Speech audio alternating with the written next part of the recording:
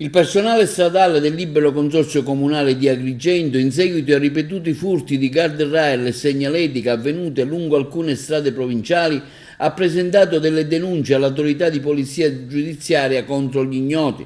Da tempo, infatti, succede che si susseguono queste attività criminose che vanificano per gran parte l'impegno del Libero Consorzio per migliorare le condizioni di sicurezza della rete stradale di propria convenienza.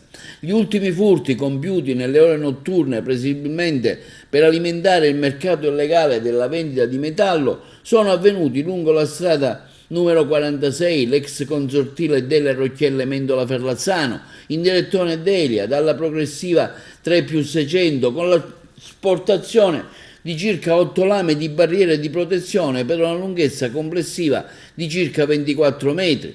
Un altro furto è successo sulla strada provinciale 38 Licata Contrada Cascino Montesole, in territorio di Licata, dove sono stati divelti e sottratti diversi segnali stradali che indicano varie situazioni di pericolo e di divieti.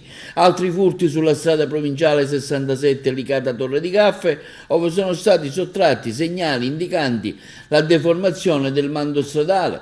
Il settore infrastrutture stradali rafforzerà i controlli e invita tutti i cittadini a segnalare all'autorità di polizia qualsiasi attività sospetta lungo la rete viaria.